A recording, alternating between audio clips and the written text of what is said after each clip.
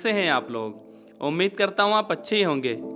दोस्तों, औली उत्तराखंड का एक ऐसा हिल स्टेशन है जिसके बारे में बहुत कम लोग जानते हैं। अंग्रेजी में इसे less explore hill station in India भी कहा जाता है। औली उत्तराखंड के हिमालय पर्वतों की चोटी में बसा एक बहुत ही खूबसूरत हिल स्टेशन है। औली को गढ़वाली भाषा में औली बुग्याल के रूप में भी जाना जाता है, जिसका अर्थ होता है बड़े बड़े घास के मैदान।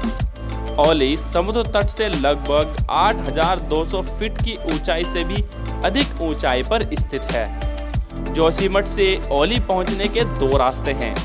पहले आप सड़क से होकर आसानी से जा सकते हैं और दूसरा आप रोपवे के द्वारा भी वहां पर पहुंच सकते हैं। औली को भारत का सबसे सुंदर हिल स्टेशन माना जाता है। भारत के पर्यटकों के लिए औली एक नया प्रवेश द्वार है, जहां पर आपको एक नया हिल स्टेशन देखने के लिए मिलेगा। लेकिन अब औली भी धीरे धीरे भारत के अन्य हिल स्टेशनों की तरह ही प्रसिद्ध हो रहा है। मैं आप सभी को बताना चाहता हूं कि औली सच में किसी स्वर्ग से कम नहीं लगता है। यहाँ कड़कड़ाती ठंडी हवाएं चलती हैं और बर्फ से ढके विशाल पर्वत, त्रिशूल चोटियां और नंदा देवी चोटी आपको देखने के लिए मिल जाती हैं।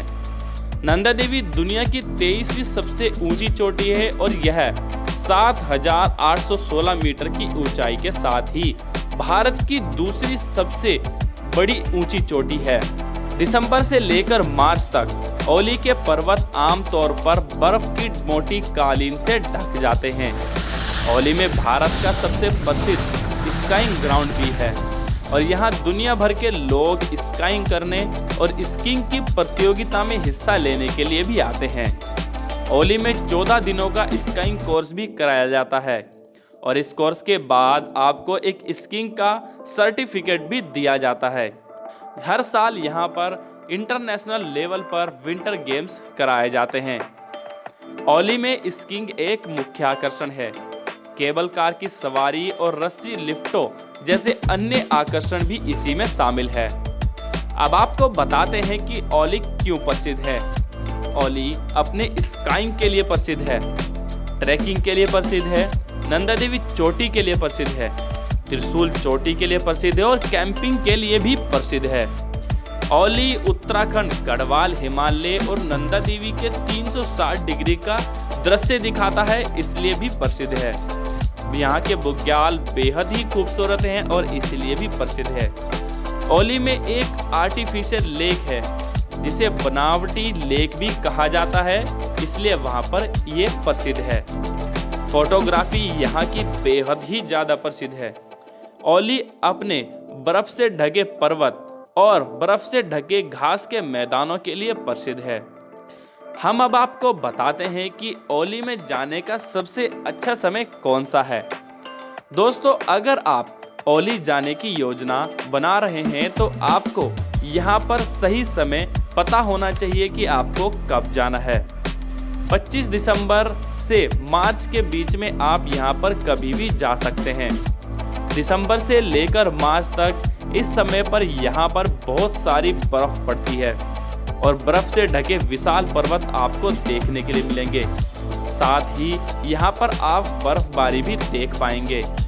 यह दृश्य आपको धरती पे स्वर्ग का अनुभव निश्चित रूप से करा देगा। औली में आप बारिश के समय को छोड़कर किसी भी समय जा सकते हैं। अगर आप यहाँ पर बारिश के समय में जाते हैं तो आपको यहाँ पर हरे भरे घास के बड़े बड़े मैदान देखने के लिए मिल जाएंगे। औली का तापमान 12 महीने ठंडा रहता है। आपको यहाँ पर किस समय में जाना है आप अपने आप खुद डिसाइड कर लीजिए।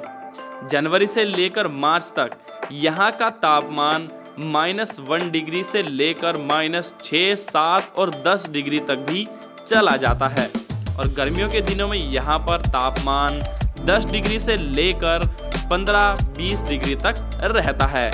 इसलिए आप जब भी यहाँ का प्लान बनाएं तो गर्म कपड़े लेकर जरूर जाएं।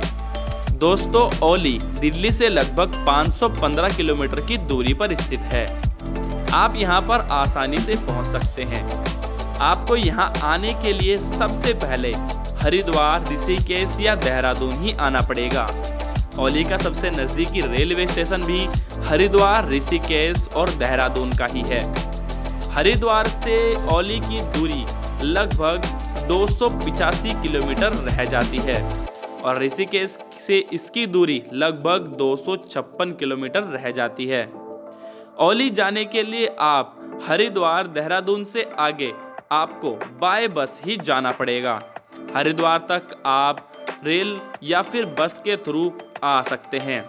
अगर आप अपनी पर्सनल कार या बाइक से आते हैं तो भी आप ओली आसानी से पहुंच सकते हैं।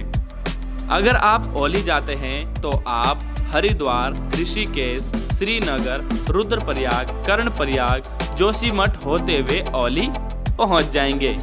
ये सभी सुंदर जगह आपको ओली के रास्ते में देखने के लिए मिलेंगी। अब आपको बताते हैं कि आपको ओली में घूमने के लिए कितने दिन का समय लग सकता है। दोस्तों, आपको ओली में घूमने के लिए लगभग 4 दिन का समय लग सकता है। सबसे पहले आप ओली का सबसे प्रसिद्ध ट्रैक गुरसो बुग्याल ट्रैक करने के लिए चले जाइए। यह ट्रैक करने में आपको 5 से 7 घंटे का समय लग सकता है। दूसरे दिन आप जोशीमठ घूम सकते हैं, वहाँ का लोकल मार्केट देख सकते हैं और जोशीमठ में एक प्राचीन मंदिर भी है, वहाँ भी आप घूमने के लिए जा सकते हैं। तीसरे दिन आप ओली से 28 किलोमीटर दूर चेनाब झील घूमने के लिए जा सकते हैं। तीसरे दिन आप इसको देख सकते हैं। चेनाब झील तक पहुंचने के लिए आपको ट्रैक करना होगा, यहाँ तक आपकी गाड़ी नहीं जा सकती। चेनाब झील उत्तराखंड में एक सुंदर छिपी हुई झील है जिसके बारे में अभी तक बहुत ही कम लोग जानते हैं।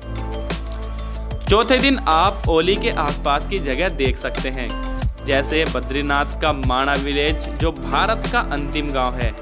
यहाँ जाना बहुत ही सच में बहुत ही दिलचस्प होता है क्योंकि यहाँ जाने का रास्ता बहुत ही सुंदर है। वैसे तो आपको ओली और जोशीमठ में बहुत सारे होटल और रिजॉर्ट मिल जाएंगे, लेकिन मैं आपको मेरा खुद का अनुभव बताऊंगा कि मेरा अनुभव वहाँ पर कैसा रहा और मैंने रिजॉर्ट कौन सा और कब बुक किया। आपके लिए उस रिजॉर्ट का नाम है नंदनकानन ओली रिजॉर्ट। यह रिजॉर्ट ओली और जोशीमठ के बीच में पड़ता है। इस रिजॉर्ट में ओली की दूरी लगभग 6 किलोमीटर है और जोशीमठ की दूरी लगभग 6 किलोमीटर ही रह जाती है। होटल का स्टाफ बहुत अच्छा है, आप वहाँ पर रूम बुक कर सकते हैं।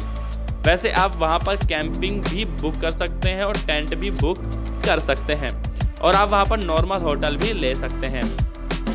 यहाँ पर जो होटल के चार्जेस हैं वो बहुत ही महंगे रहते हैं। लगभग आपको यहाँ पर जो होटल के चार्जेस हैं वे 3000 प्लस 1 नाइट के आपको पड़ सकते हैं। इसलिए जब आप जाएं तो अपना अच्छा खासा बजट बनाकर चले जाएं। और अगर आप ओली में और भी ज़्यादा एंजॉय करना चाहते हैं तो आप ओली में और भी ज़्यादा एक्टिविटी कर सकते हैं।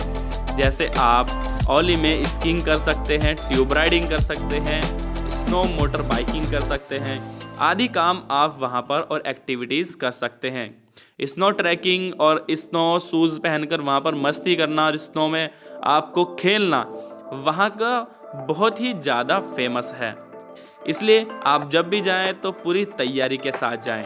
और आज की वीडियो में बस इतना ही। अगर आपको वीडियो अच्छी लगी हो तो मेरे चैनल को सब्सक्राइब करें, वीडियो को लाइक करें और अपने दोस्तों तक शेयर करना ना भूलें। और अगर आप कोई क्वेरी चाहते हैं तो मुझे कमेंट बॉक्स में पूछ सकते हैं, मैं आपका रिप्लाई ज़रूर दूंगा। वीडियो देखने के लिए धन्यवाद। जय हिंद।